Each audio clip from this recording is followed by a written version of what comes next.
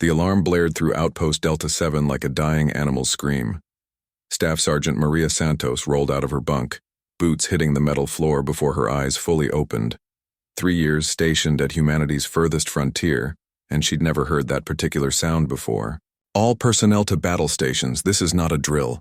Repeat, this is not a drill. The voice of Commander Hayes crackled through the comm system, carrying an edge that made Santos's blood run cold. She'd served under Hayes for 2 years. The man didn't rattle easily. Santos grabbed her rifle and sprinted down the corridor, her heavy boots echoing against the walls of the cramped space station. Other Marines emerged from their quarters, Corporal Jake Morrison, still fastening his combat vest, and Private Chen Liu, clutching her sidearm with white knuckles. "What's the situation, Sarge?" Morrison asked, his usually joking demeanor replaced by sharp focus. "Don't know yet. Move." They burst into the command center to find chaos. Officers hunched over displays showing readings that made no sense, energy signatures that defied known physics, gravitational anomalies that shouldn't exist. Commander Hayes stood at the center of it all, his weathered face pale under the harsh lights. "Santos, thank God. We've got a contact. Big one." The main screen flickered to life, showing the darkness of space beyond their station. At first, Santos saw nothing. Then the stars began to move. No, not move. Something was blocking them out, something massive. "Jesus Christ," Chen whispered. "How big is that thing?" 12 kilometers long, 4 wide, reported Lieutenant Torres from her position at the sensor station. "Mass readings they're off the charts." The shape resolved slowly like a mountain rising from an ocean of stars. It wasn't like any ship humanity had ever built. Sleek curves met impossible angles, and the hull seemed to absorb light rather than reflect it. Strange symbols pulsed along its surface in patterns that hurt to look at directly. "Sir?" Torres called out, her voice tight. "I'm reading life signs, thousands of them, maybe tens of thousands." Hayes nodded grimly. "They're hailing us." The communication came not as radio waves or laser pulses, but as something that bypassed their equipment entirely. The voice, if it could be called a voice, spoke directly into their minds with perfect clarity. "Greetings, young species. We are the collective of worlds. Your kind has reached the threshold of interstellar capability. By the ancient protocols, you must now be tested." Santos felt her grip tighten on her rifle. Around her, the other Marines shifted nervously. Testing usually wasn't good news in military contexts. Commander Hayes stepped forward, speaking to the air. "This is Commander James Hayes of the Terran Colonial Defense Force. What kind of test?" "Your species shows promise, but promise alone is insufficient. Throughout the galaxy, we have found species that master technology without mastering themselves. They become threats to all life. We test each new species to determine their worthiness to join the galactic community." The alien ship moved closer, its massive bulk now filling half the view screen. Strange energy patterns danced across its hull. "From your military outpost, you will select representatives. They will undergo the trials that have been administered to all species for 10,000 years. Success means your people earn a place among the stars. Failure means isolation until your species evolves beyond its current limitations, or destroys itself." Hayes exchanged glances with his officers. "What exactly do these trials involve?"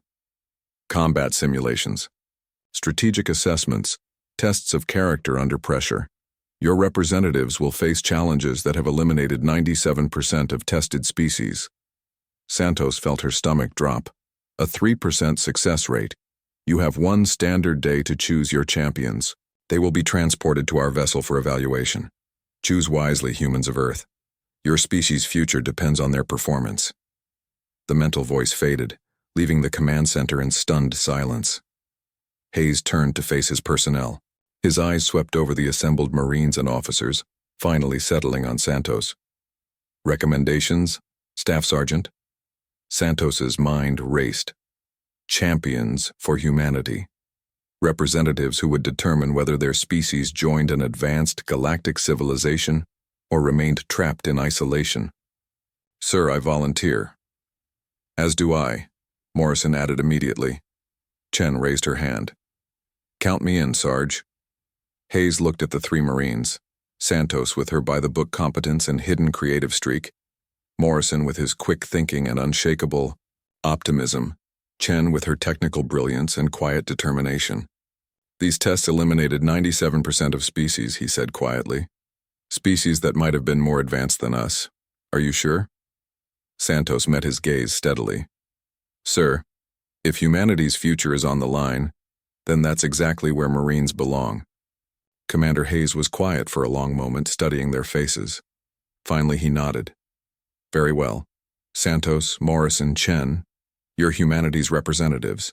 God help us all. As if responding to his words, the alien ship pulsed with new energy.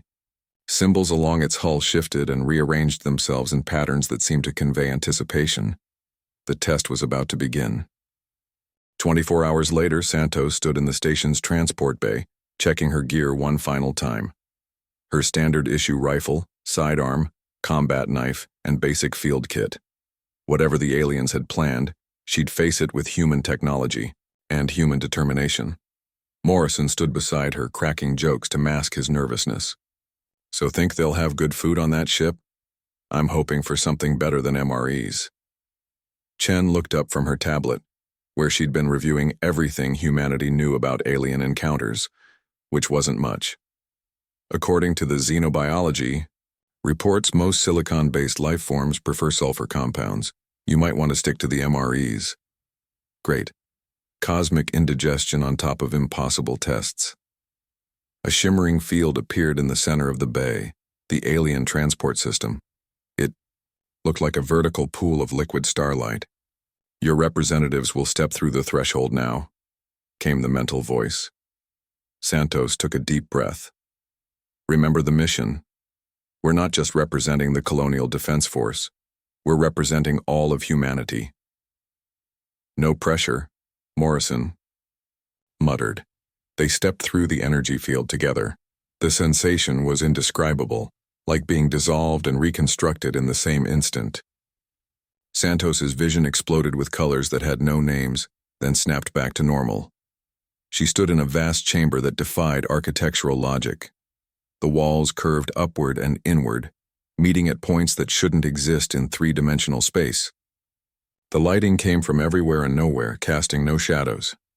Dozens of beings stood around the chamber's perimeter, representing species from across the galaxy. Some were vaguely humanoid, others were so alien that Santos's mind struggled to process their forms. Multi-limbed creatures with crystalline skin, floating gas bag entities that communicated through color changes, beings that seemed to be made of living metal. At the chamber's center stood what Santos assumed was their host, a tall, elegant creature with 4 arms and skin that shifted between deep blue and purple. Its large eyes held an intelligence that felt ancient beyond measure. Welcome, humans. I am Evaluator Xerix. I have conducted these trials for 300 of your years. You face the same challenges that have tested every species seeking membership in the collective. Santos stepped forward. What exactly will we be facing? 4 trials. First, individual combat assessment. Each of you will face opponents designed to test your physical capabilities and tactical thinking. Second, team coordination under extreme stress. Third, strategic command of limited resources against overwhelming odds. Fourth, the test of character. Morrison raised his hand.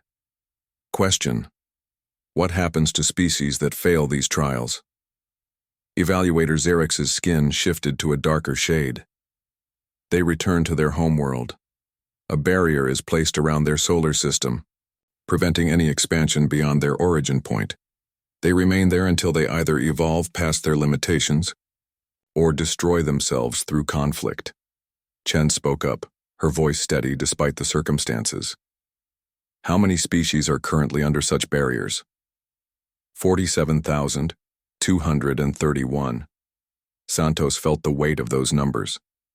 47,000 species trapped and isolated, the graveyard of galactic ambition. However, Xerix continued, 3 species have succeeded in the past millennium. The Tarathian Collective, who demonstrated unprecedented cooperation under pressure.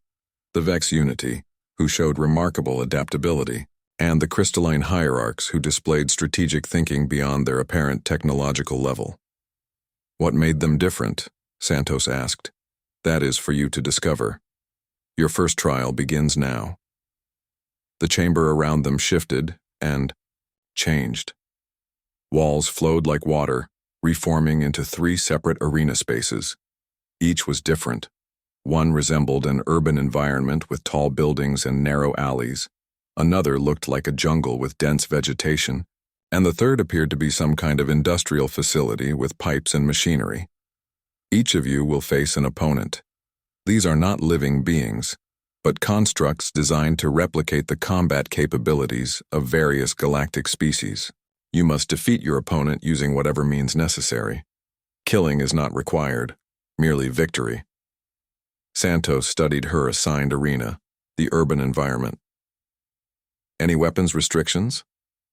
You may use your equipment and anything you find in the environment.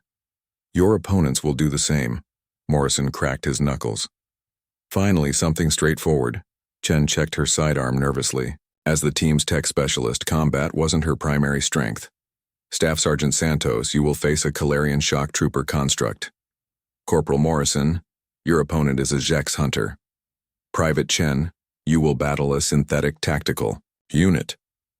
Santos had never heard of any of these species, but the names didn't sound friendly. You have 10 minutes to prepare. Use them wisely. Santos jogged toward her arena, mind already working on tactics. Urban environment meant buildings, cover, multiple levels, perfect for guerrilla warfare. She'd grown up in the slums of Detroit. Before joining the military, she knew how to use a city. But she also knew that her opponent would be designed to counter exactly that kind of thinking. As she reached the arena's edge, she turned back to see Morrison and Chen preparing for their own battles. Morrison looked confident, almost eager. Chen looked terrified but determined. A countdown began floating in the air above each arena. 10 Nador. 9 to 59. 9 to 58. Santos took a deep breath and entered her urban battlefield.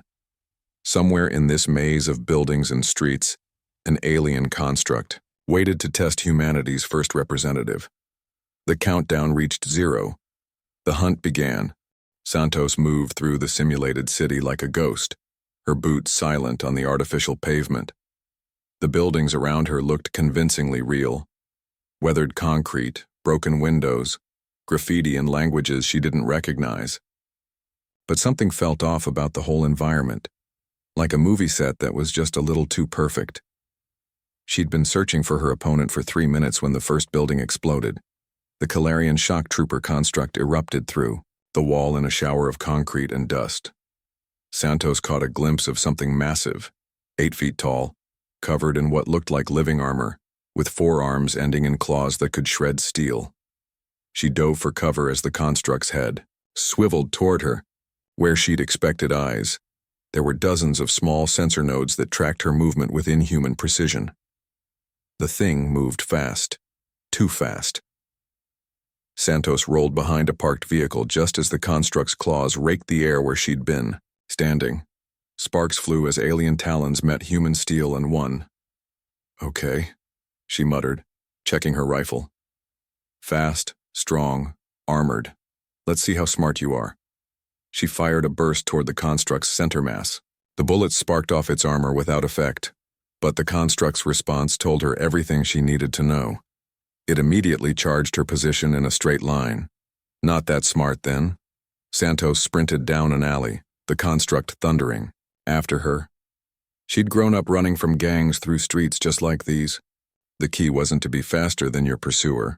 It was to be smarter about where you went. She vaulted over a low wall and immediately turned left, pressing herself against the building wall. The construct crashed through the wall behind her, momentum carrying it forward into the open courtyard beyond. Santos circled back, now behind her opponent. She studied its armor, looking for weak points. There, gaps at the joints where the living metal bent and flexed. She lined up her shot carefully and put 3 rounds into the back of the construct's left knee joint. The thing went down hard, its roar echoing off the buildings. But it wasn't finished.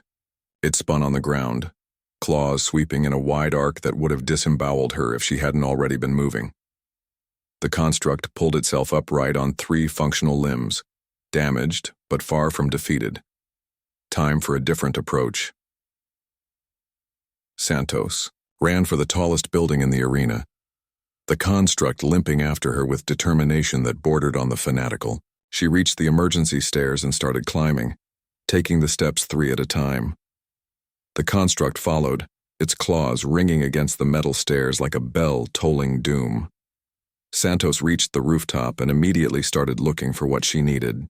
There, a maintenance shed with tools and equipment. She grabbed a length of cable and started working. The construct burst through the roof access door just as Santos finished her preparations. "Come on then," she called, backing toward the edge of the building. The construct charged, moving faster on 3 limbs than most creatures could on 4. Santos waited until the last possible second, then dove to one side. The construct's momentum carried it past her, straight into the cable she'd rigged between 2 roof fixtures. The makeshift trip line caught the construct across the chest and sent it tumbling over the building's edge. Santos peered down to see the construct crash into the courtyard below, its armor cracked and leaking some kind of luminous fluid. But it was getting up again. Persistent, I'll give you that. She grabbed a piece of rebar from the maintenance shed and rappelled down the building using the same cable that had tripped her opponent. The construct was trying to repair itself, armor plates shifting and sealing, but it was moving slowly now. Santos landed behind it and drove the rebar into the gap she'd created in its knee joint, then twisted hard. The construct toppled forward and went still. "Victory to the human representative," came Xerx's mental voice. "Demonstration, tactical thinking, environmental adaptation, and resourcefulness under pressure." Santos allowed herself a moment to catch her breath before turning to check on her teammates. Morrison's jungle arena had been transformed into a crater. The Marine himself was battered but grinning, standing over the twisted remains of something that looked like a giant spider made of razor blades. "Turns out alien bugs don't like human explosives," he called out, holding up an improvised bomb made from his gear.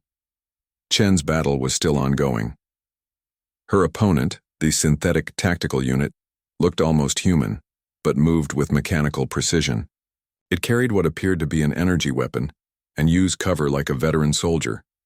Chen had taken position behind a large pipe and was engaging in a careful firefight, using her technical knowledge to disable the construct's weapon systems.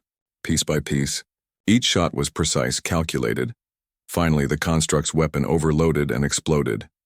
Chen emerged from cover, her uniform scorched, but her expression triumphant. All 3 human representatives have achieved victory. Unprecedented for a species-first trial. Most require multiple attempts to succeed. Santos felt a surge of pride, but Xerx's next words brought her back to earth. However, the individual combat assessment is considered the easiest of the 4 trials. Your next challenge will test your ability to function as a coordinated unit under extreme pressure. The arena around them dissolved, replaced by what looked like a massive space station under attack. Explosions rocked the structure, artificial. Gravity flickered on and off, and emergency lights bathed everything in hellish red. You have 15 minutes to reach the station's core and prevent a reactor overload that will destroy not only this facility, but the nearby inhabited planet of Ketha 7, home to 4 billion sentient beings. Santos looked at her teammates. Morrison was checking his remaining explosives. Chen was already analyzing the station's layout on her tablet. "Obstacles?" Santos asked.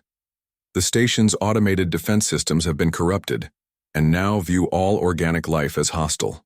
Additionally, the failure that threatens the reactor has created numerous environmental hazards, radiation leaks, structural instability, gravity fluctuations." A new countdown appeared. 15R, 1459, 1458. Sarge. Morrison looked to her for orders. Santos studied the station layout Chen had pulled up.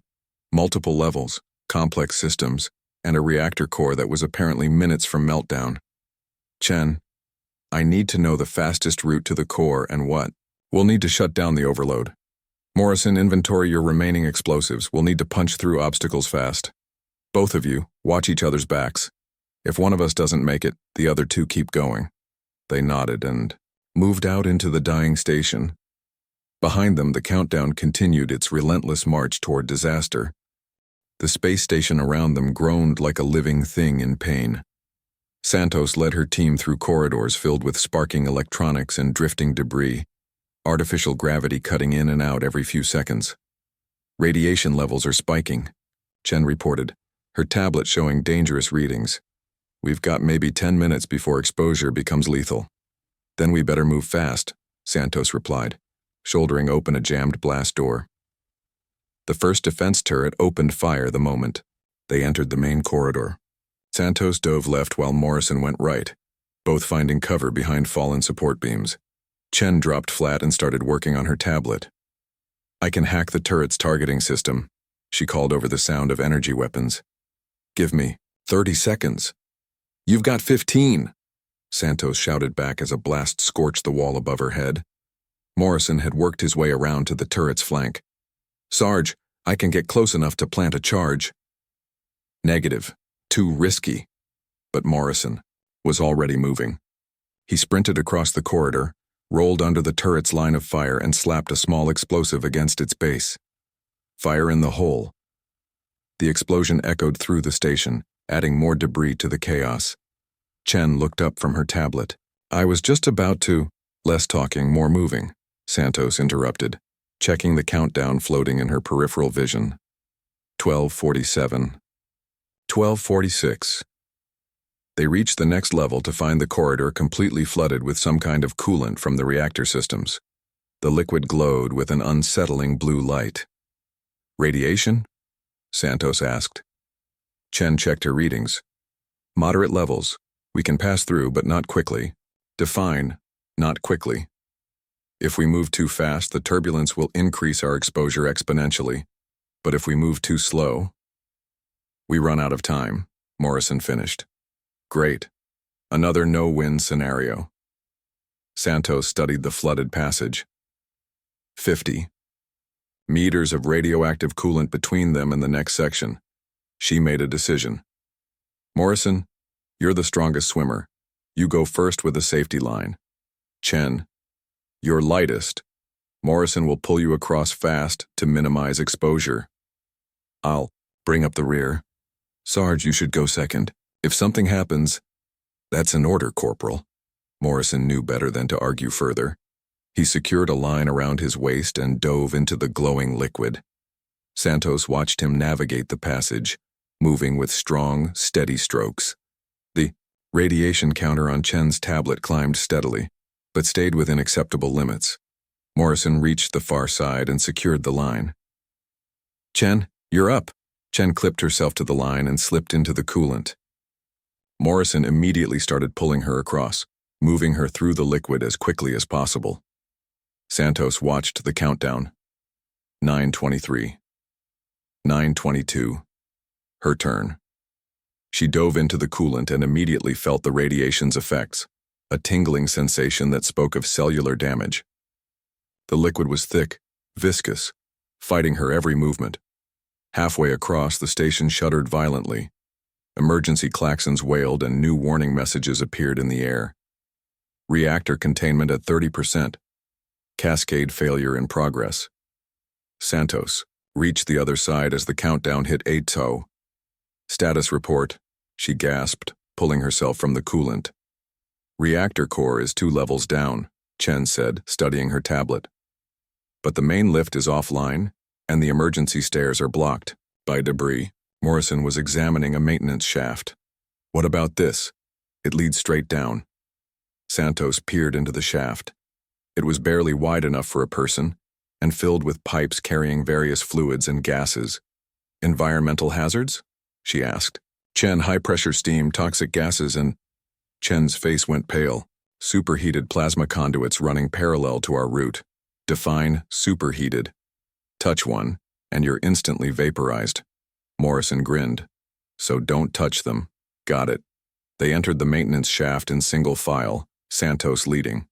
The space was cramped, forcing them to crawl on hands and knees through a maze of pipes and conduits. The plasma conduits glowed with dangerous beauty, streams of contained energy that could power cities or kill instantly. "Watch the blue ones," Chen called softly. "Those are the plasma feeds." Santos carefully maneuvered around a cluster of the deadly pipes.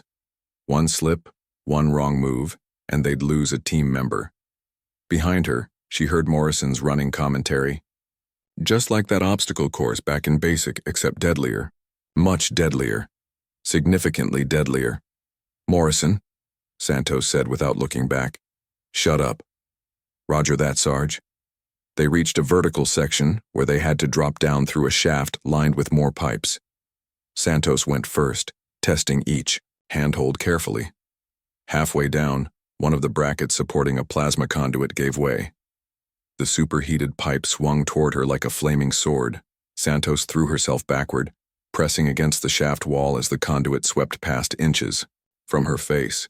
The heat was so intense she could feel her eyebrows singeing. "Sarge," Chen called from above. "I'm okay. Keep coming." They reached the reactor level with 423 remaining on the countdown. The reactor core dominated the chamber, a massive sphere of contained energy surrounded by control systems that sparked and smoked. Warning lights bathed everything in hellish red. Chen ran to the main control panel.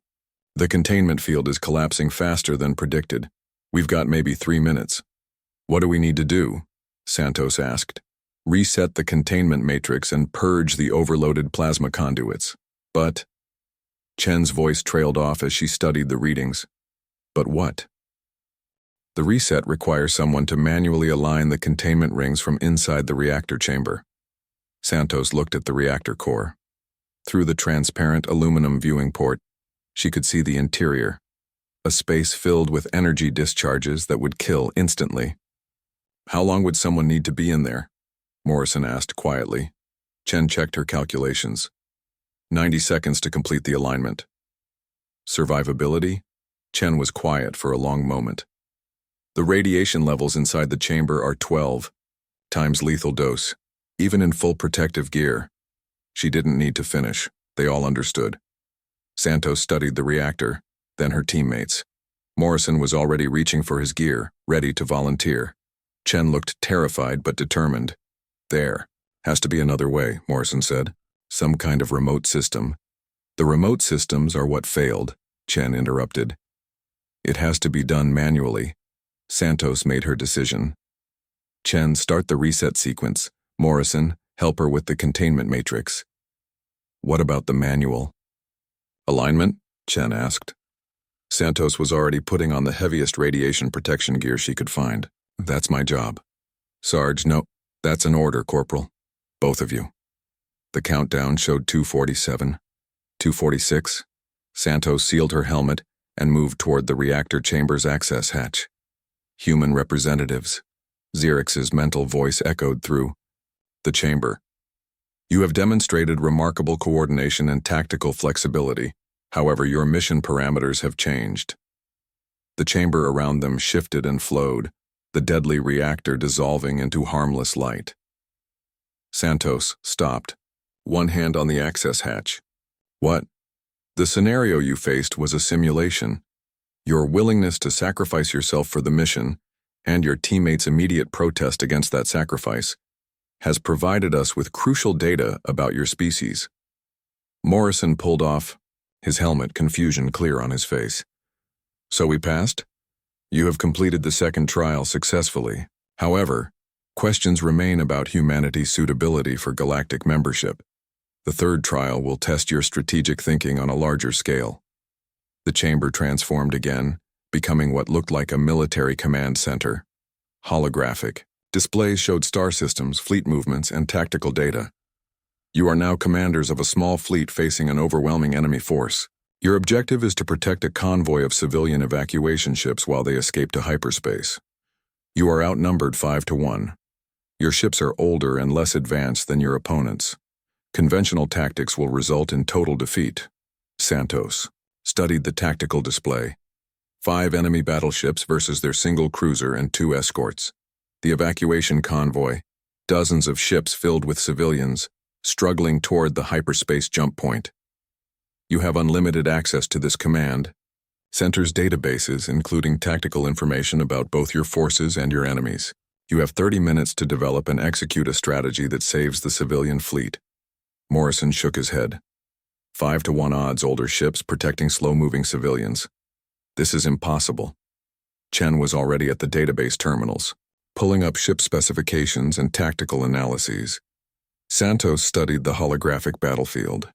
Chen, what do we know about the enemy forces? Zhek's battle fleet. Fast, heavily armed, excellent shields. Their ships are designed for rapid strikes and overwhelming firepower. Weaknesses? Chen scrolled through the data. There don't seem to be any. Superior in every category. Santos felt the familiar calm that came with impossible situations. Then we don't fight them conventionally.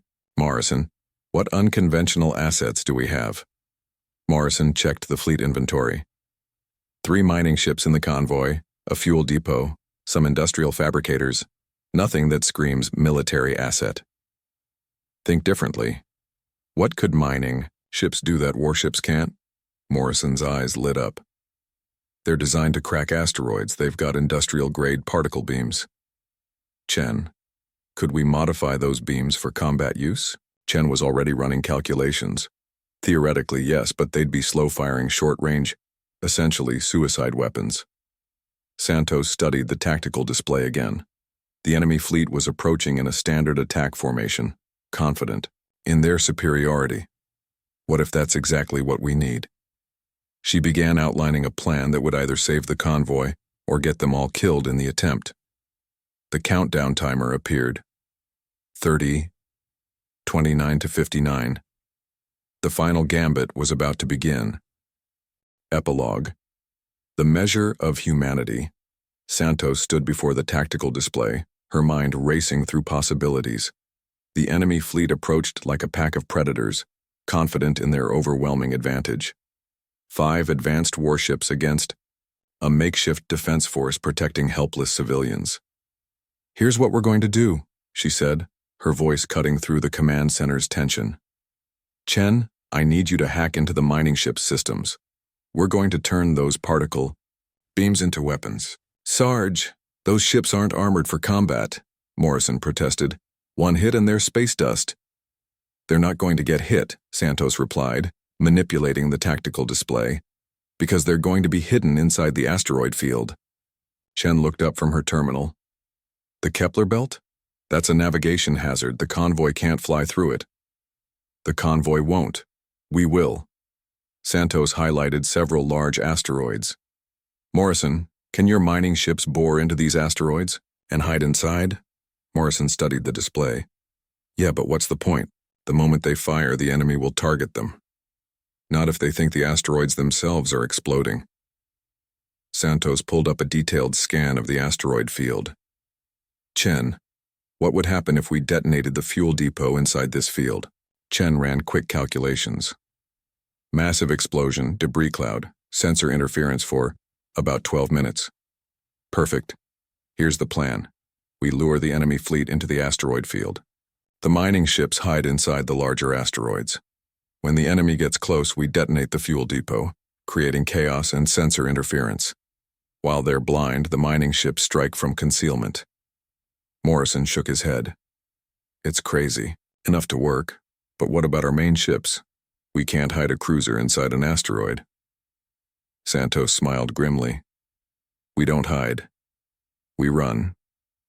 She manipulated the display to show their retreat route. Our main ships flee toward the hyperspace jump, point appearing to abandon the convoy. The enemy pursues, thinking they're winning.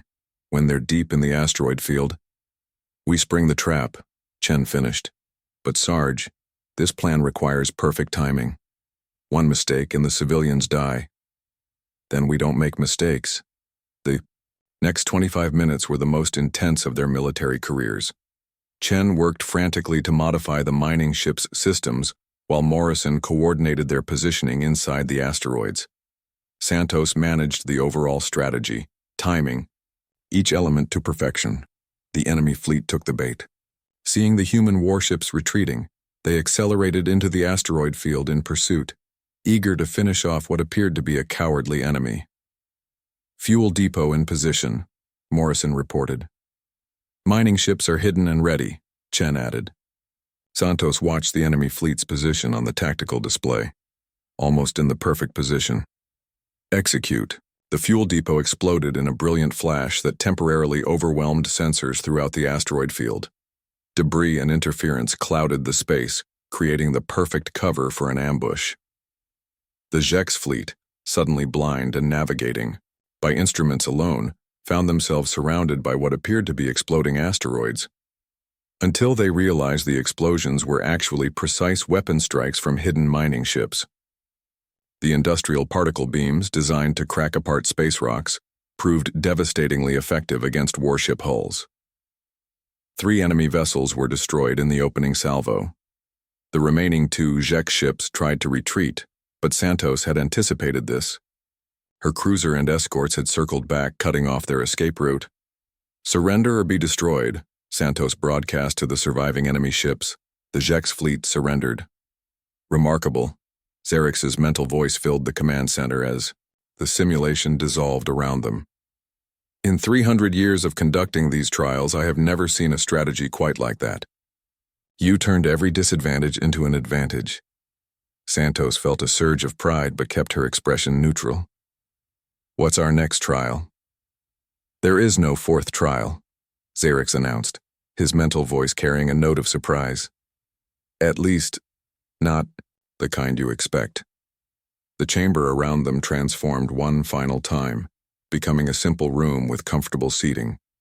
Xerx himself materialized, not as the towering, intimidating figure Santos had imagined, but as something more approachable.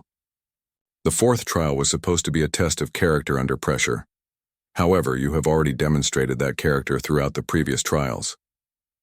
Morrison looked confused. What do you mean? In the individual combat trials, each of you could have chosen to kill your opponents. Instead, you found ways to achieve victory through cleverness and determination. In the team coordination trial, Staff Sergeant Santos was prepared to sacrifice herself for the mission, while her teammates immediately protested against that sacrifice. In the strategic trial, you developed a plan that prioritized civilian safety above military glory. Xerx's form shifted, becoming more human-like. Most species approach these trials as tests to be passed. You approach them as problems to be solved, with solutions that honored both effectiveness and ethics. Chen leaned forward. So we passed all the trials? You exceeded them. Your species has demonstrated the 3 qualities the collective values most: adaptability under pressure, loyalty to teammates, and protection of innocence even at personal cost. Santos felt a weight she hadn't realized she'd been carrying lift from her shoulders. What happens now? Now, humanity joins the collective of worlds. Your people will have access to advanced technologies, trade with thousands of species, and colonies among the stars. But more importantly, you will help us evaluate future species seeking membership. Morrison grinned. You mean we get to be the ones giving impossible tests to other poor bastards? Not impossible, Corporal Morrison. Challenging, yes. But as you have proven, any species that combines courage, cleverness, and compassion can succeed. The chamber began to fade around them, indicating their return to the human outpost. Welcome to the galaxy, humans. Use your membership wisely. Santos stood once again in Outpost Delta 7's command center, but everything had changed. Commander Hayes was there along with the rest of the staff, but now there were also new displays showing star charts of the galaxy, trade routes, and diplomatic channels. How do you feel about being humanity's first galactic ambassadors? Hayes asked. Santos looked at her teammates, Morrison still grinning despite everything they'd been through, Chen already studying the new alien technologies with fascination, and felt a deep sense of pride in what they'd accomplished together. Sir, we were just 3 Marines doing our job, she replied. But if that job now includes representing humanity among the stars,